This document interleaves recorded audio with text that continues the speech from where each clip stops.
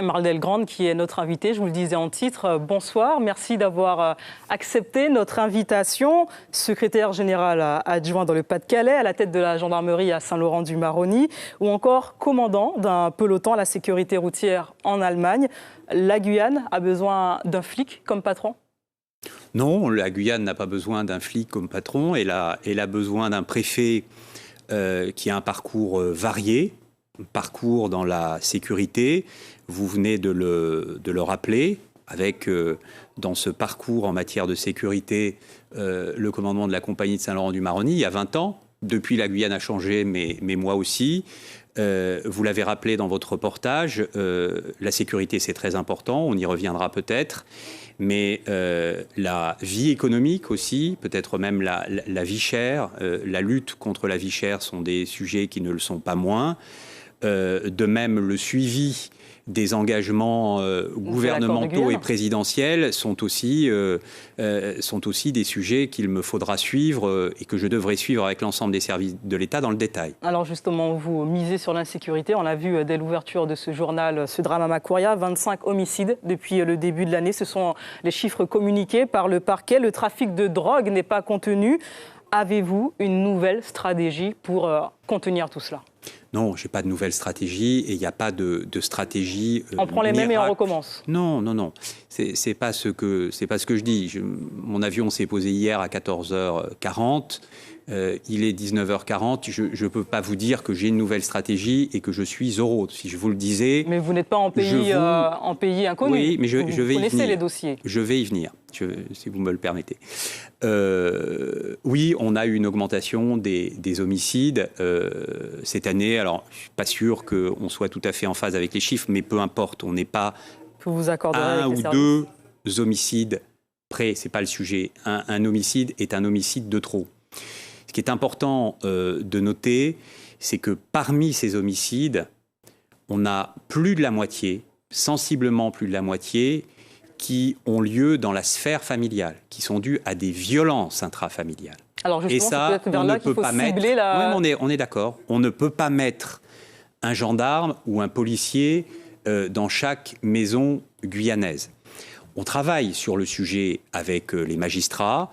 Les services de l'État, les autorités judiciaires n'ont pas attendu mon arrivée pour travailler sur les victimes, parce qu'une victime qui vient au commissariat de Cayenne, j'étais au commissariat de Cayenne cet après-midi, j'ai vu des équipes qui étaient très motivées sur ce sujet, avec une psychologue, des collègues policiers. Comme les thèmes sont très variés, pour notre interview, nous avons peu de temps imparti. On a compris, le commissariat de Cayenne qui a notamment mis un numéro en libre accès pour pouvoir justement accompagner les femmes victimes de violences. Ça fait partie de la stratégie. Alors, on va avancer dans ce volet concernant la sécurité. Une décision n'est pas passée inaperçue, celle d'expérimenter la levée des postes de contrôle routier au profit de contrôle volant, mais à quel prix ? Puisque, on va dire, les personnes, les marchandises, le trafic de drogue passe, c'est, on va dire, quartier libre. Non, c'est pas quartier libre.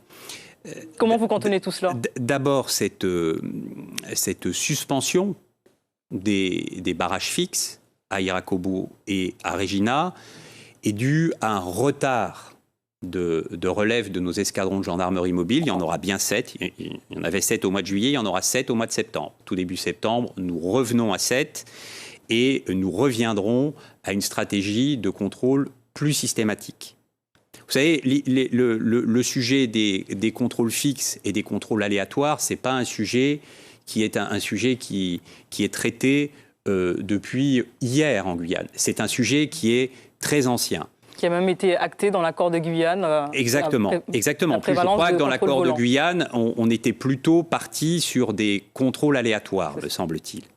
Donc, l'idée, et c'est à mon sens une bonne idée, c'était de profiter de ce retard de relève pour expérimenter des contrôles volants, des contrôles aléatoires. Moi-même, il y a 20 ans, quand j'étais commandant de compagnie de Saint-Laurent-du-Maroni, on était sur des contrôles aléatoires qui obtenaient d'excellents résultats. En réalité, il faut sans doute peut-être faire un mix des deux. Vous comprendrez bien que je ne peux pas vous dire on va faire ci, on va faire ça ce soir.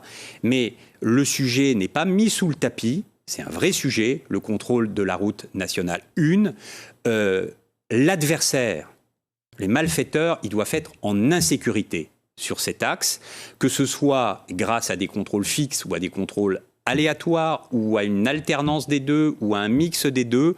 Nous ne baisserons pas la pression, nous continuerons à contrôler, à lutter contre l'immigration clandestine, en forêt, à lutter contre l'orpaillage illicite et en mer contre la pêche illégale. Exactement, deux grands sujets, notamment l'orpaillage illégal. La lutte mobilise quelques 500 soldats dans ce combat, parfois au péril de leur vie. On l'a vu le mois dernier avec la disparition des 3 militaires. Où en est l'enquête ? Alors, je ne suis pas le magistrat qui suit l'enquête. Je ne vais pas vous dire comment elle avance, parce qu'en réalité, je ne le sais pas. La justice est indépendante dans notre pays. Ce que je peux vous dire, c'est que suite au drame que nous avons connu, que la Guyane a connu, que les forces armées en Guyane ont connu et que le 19e régiment du génie a connu au mois de juillet, notre détermination, la détermination de l'État, la détermination de tous les acteurs qui luttent contre l'orpaillage illégal, elle n'est pas entamée. Et je peux vous assurer que dès que nous aurons des certitudes sur les raisons du décès de ces 3 jeunes sapeurs hexagonaux, nous les communiquerons. Ces raisons seront communiquées, mais d'abord, c'est ce qui d'ailleurs a été fait. Il n'y aura pas de chape de plomb autour de cela. Mais non, il n'y a pas eu de chape de plomb. Et d'ailleurs, il n'y aura pas de chape de plomb. Il n'y aura pas, et il n'y a pas eu. Très bien. En réalité, mais en revanche... On ne va pas refaire le match concernant la communication qu'il y avait... Ce que la République doit à celles et ceux qui se battent pour elle, c'est que ce soit les familles qui soient informées en premier. On l'avait compris dès les propos de votre prédécesseur. Alors, on parle économie. La vie chère, le gouvernement a entamé un travail sur la question. Une commission parlementaire va donc se pencher à la rentrée sur les écarts de prix entre nos régions et l'Hexagone. Alors, on va se dire, qui est garant de la loi en Guyane ? Pourquoi cette question ? Pourquoi faut-il attendre chez nous qu'un collectif mette la lumière sur l'entente qu'il y a sur les prix en Guyane ? Ça, je fais écho à cette mobilisation qu'il y a eu devant une grande surface ce week-end. Je ne suis pas sûr qu'il faille attendre un collectif pour que les choses bougent. Alors, il y a plusieurs dispositifs, si vous me permettez de prendre 30 secondes sur le sujet, parce que les sujets économiques sont des sujets complexes. Alors, je me dépêche. Nous avons donc un observatoire des prix qui est présidé en Guyane par une personnalité indépendante qui met en place annuellement, ça a été fait au mois d'avril, un bouclier qualité-prix sur 3 catégories de magasins, les grandes surfaces, les discounts et les détaillants. Cette année, nous sommes arrivés à une baisse de 5 à 8% en fonction des listes de ces prix. Notre ministre, la ministre des Outre-mer, a pris 2 initiatives. D'abord, elle a souhaité qu'il y ait plus de produits pays dans ces listes. Force est de constater qu'il n'y en a pas assez et que lorsqu'il y en a, ces produits pays ne sont pas toujours compétitifs. D'où l'intérêt de travailler sur les filières. Et elle a obtenu la nomination à la fin de l'année 2018 d'un délégué interministériel à la concurrence Outre-mer qui a pris ses fonctions en début d'année et qui agit sur ce sujet. Ça complétera la commission parlementaire. Alors pour terminer cette interview, je vais me faire justement le flic garant du temps. Vous avez 20 secondes pour nous dire quelle sera justement votre feuille de route là pour les prochains jours, votre programme. Alors, mon programme, je quitte le plateau, je mange un sandwich et je vais... À plus long terme, pas à courte échéance. Je vais voir, je vais voir comment travaille la BAC de Cayenne et le PSIC de Matoury. Demain, je suis au tir d'Ariane et dans les 15 jours qui viennent, je rencontrerai toutes les autorités, toutes les autorités publiques, qu'elles soient élues, directeurs de l'État, autorités judiciaires. Et la semaine prochaine, je compte bien me rendre à Camopi et après le 15 août, le week-end qui suit le 15 août, sur le nord de l'ouest guyanais. Marc Delgrande, merci d'avoir répondu à nos questions. Merci beaucoup de votre invitation. Que vous êtes le nouveau préfet de Guyane. Merci beaucoup. Vous prenez vos fonctions officiellement aujourd'hui. Merci beaucoup. Suivez l'info sur Guyana Première, télé, radio et Internet.